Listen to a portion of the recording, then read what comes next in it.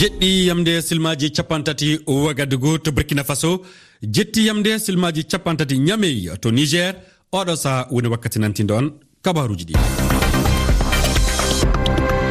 Abdoulaye Dikko. Toɓɓe mawɗe kabaruji meɗen handen to leydi Mali. Jimowo biyeteɗo docteur Keba yeppitama e puɗɗode yontere nde caggal lebbi tati e juuɗe jihadiyankoɓe. To Burkina Faso talatare kengen yimɓe temeɗe jalti majade Ouagadougou e Bobo Dioulasso holude mette mum en rafindinago gonɗo e leydi ndi wondu jati nodduɓe hoorjo leydi ndi yoppa laamu. Firine waɗi talatare kengen hono hakkude ɗanniɓe na dawɓe wonɓe dow kerol hakkude Pologne e Biélorussie e konunkoɓe e Pologne. Ɗum waɗi sande ɓeɗo ɗanniɓe jinno ƴaɓɓade sembe dole nata e leyda e Pologne. Handen yo alalbare sappo e jeɗɗi lewru sappo e go'o ɓordu e hitande ujunere ɗiɗi e nogay e go'o tedduɓe e heeɗiɓe RFI fulfulde onon e jaam. E arane kabaruji ɗi to leydi Mali, jimawo noddirteɗo docteur Keba yoppitama. O jimawo mo inde muɗum jaati yo Amadou Kébé diwtanoma gilla noga e jeenayi lewru jeɗɗo ɓordu e hitande nde e saraji Tombouctou banggue funnangue Mali. Mo diwtidama e yimɓe ɗiɗon woɓɓe goto o yoppitama gilla lewru jeena ɓordu kamɓe ɗiɗon heddiɓe ɓe joppitama fina beete altinere ƴaɓɓire joni nde. Kengen kanko docteur Keba horjo leydi Mali silminimo. Keɗoɗenmo kanko docteur Keba e fandu haala David Baché, Abdoulaye Diallo firti haala ka e fulfulde. Là, je me sens juste. Ɗo miɗo andi tan mi hetti hoore am. Miɗo weltori fota sabu hettugol hoore mum ko ngallu. Awa, miɗo welti hano ɓayi mi arti ko an. Arti ko an hara mi fawaka hande kadi juuɗe. Doyde ton alhamdulillah ko yettude Allah. Miɗo e jang mi arti e jang ɓe torrali lan hay seeɗa ɓe nangunoɓe lan e nder ñallal ngal na ko ɗuuɗi men watta sabu hari ɓe ayni men yaha garta on nanon ɓe watta e ɗum yila si wona juulugol toro Allah fi no on tigi hotiraka mum e jang. Keɗiɗen ɗo docteur Keba e diwtanoɗo so yoppita e puɗɗode yontere nde. Fa han to Mali to altinere ƴaɓɓinde nde fedde dental leydi Europe yamiri wadde jukkoje fewde e hooreɓe laamu hakkunde o leydi Mali ko woni hen miijo yoga e yimɓe politique e civil en Mali. Keɗoɗen jantore e Dieynaba Sow. Jukkoje ɗe dental leydi Europe anniyi fawde e laamu hakkunde Mali ngu. Hammadou Dikko mo parti politique ADP Mali ba wi yaadani e ɗe jukkoje. Komin goni wadde ko ɗum muusi ina metti sabu ɗum torran sanne. Sa tawi kima ɓe mbi ɓe kaɗa yimɓe kanankoɓe meɗen yaltude woɗi hande ɗe andidu caɗele gonɗe ley Mali ɗe iɗen joni hande neɗɗo no hulayade fay wadde CEDEAO e Union Européenne immade fa wiya jukkan leydi Mali ndi ɓe kana yeggitinde ɓe ballodira e leydi ndi yalla ndi caɗele ɗe no ɗoyto leydi ndi noni worrini wote wawa waɗede ɗum ko gongal wote wawa waɗede ɗum ka Union Européenne andi CEDEAO no andi Mali no andi. Sidi Diallo mo parti Sadi e konguɗi mun ko France tan felata.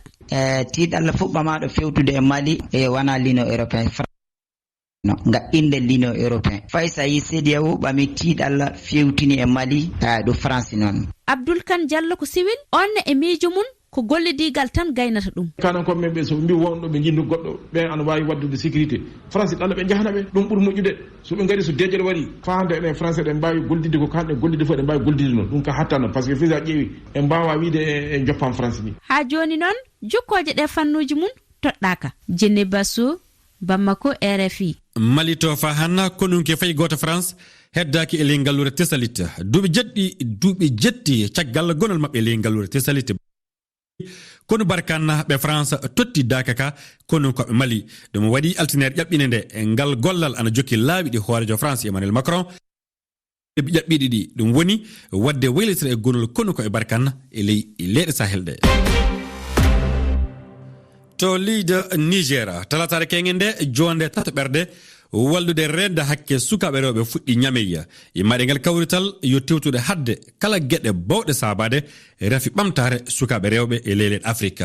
Horejo Niger Mohamed Bazoum totta teddengal uditinde ngal kawrital. David Mohamed. Hakkeji sukaɓe rewɓe e fahindan torraji muɗum en ɗum waɗi mi yewtidi e Ummou Ndiaye Mauritanie ƴuwi ko wari joni min gari hatude fatte sukaɓe rewɓe foof enen gati hen sukaɓe rewɓe foof goni avenir Mauritanie waɗi progrès no feewi machallah ko hatte ɗum e min kadi e oɗo somi kadi min janga hen kadi no feewi comme ça minenne kadi min mbawa artirde ɗum to e leydi amen inchallah. Wa hinna donim yewtide Aissa kandu neɗɗo Niger noon. Kawrital ngal min gari to maggal tefol hakke sukaɓe gam sukaɓe ɗon no tampa sanne woɓe jottaki e dewle ya yetto yeeso ɓe tampa woɓɓe ɗuno ɗon ɓe itte jande maɓɓe ɓe jaare ɓe gatto e nder suudu ɓe yani acca ɓe daro ɓe janga yaka jomum dewletaki amma acca fa yetto kadi heɓa faama dow jande muɗum anda no joɗiri. Mohamed Bazoum ni o holli wiide duni ittude suka illuno famɗina dewlinamo illuno famɗi hunde noon ko yarta leyɗe yeeso ndenne ɓe jamɓe aɗo laabi ko faddoto ɗum. David Mohamed, Niamey, RFI. To Burkina Faso talatare kengen yimɓe hewɓe jalti majade Wagadugu lamar leydi ndi e ngallore Bobo Dioulasso imaade ɓe majotoɓe mbiyanna ɓe seppoɓe yo hollude mette maɓɓe e rafinde nagu e leydi ndi e tewtude ɗum hono kono barkan na ɗum mbiyana kono France jafoɗon yalta Burkina Faso. Yaya Dembo Tamboura waɗa e dow majiɓe le ngallure Bobo Dioulasso. Sukkaɓe gere yalti Bobo Dioulasso faɓe kolla ko ɓeende maɓɓe na metti e rafi reenaku leydi Burkina Faso hettine o suka gorko amukumi kama e waram tama mina min gadi ndu yaado hande min kollite ko ɓeeɗe rafi ndenagu ngongo nder leydi Burkina e ɗon min jiɗana ɗum wattito law so wana noon fu namin ɗaɓɓa ɗum won hoorejo leydi Burkina jippo laamu ngun hokkita goɗɗo so jaɓay jippagol du men ndiwanɗo dago no men ndiwino Blaise Compaoré ni yimɓe ɓen kawriti nokku andirteɗo Place Tefo Amadou nokkure gara train ɓen haaja faande du yottade gouverneur Hou Bassin dey policiɓe jaɓɓa kemɓe neɗɗo yaho gooto ɓernde am weela bay seeɗa taweede sordasien France nder leydi Burkina Faso ɗo men cawti rafi ndenagu ngongo nder leydi Burkina ngu hande kiikiiɗe sukkaɓe worɓe pirto ken e motoji le ngallure Bobo Dioulasso. Yaya Dembo Tamboura, Bobo Dioulasso, RFI.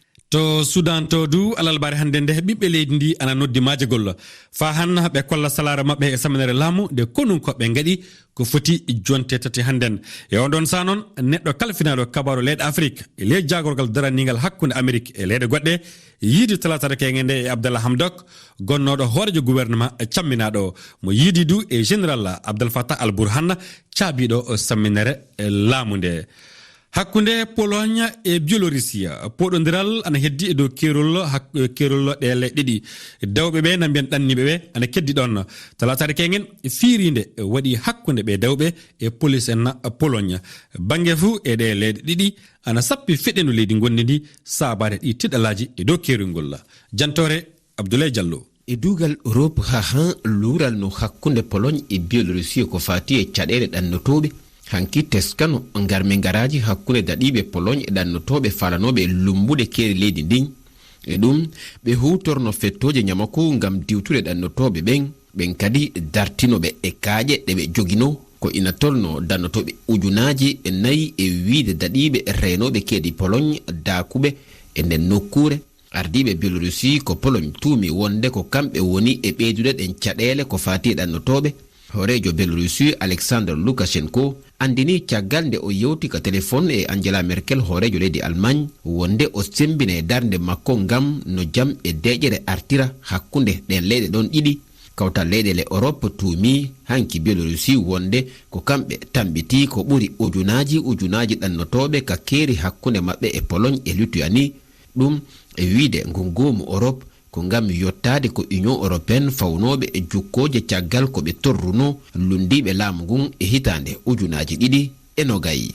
To leyɗe Europe to fa han yo taw wolde jogorani huɓɓude hakkude Arménie e Azerbaïdjan hakkillaji fuu ana jowi e oɗo saa e ɓeɗo hono ɗum woni ɗeɗo leyɗe ɗiɗi kerodirɗe ɗe kawral duwal hakkude mum en ko foti duuɓi 30 talatare kenge nde fiirinde waɗi hakkude konunkoɓe ɗe le ɗiɗi piyanɗe gaɗi mbiyeten konunkoɓe 19 Arménie mbarama e fiyande nde bete alalbare hannden hooreɓe Azerbaïdjan kolliti wiide ken en du konunkoɓe mumen jeɗɗon mbarama e fiyande wonde kengen nde.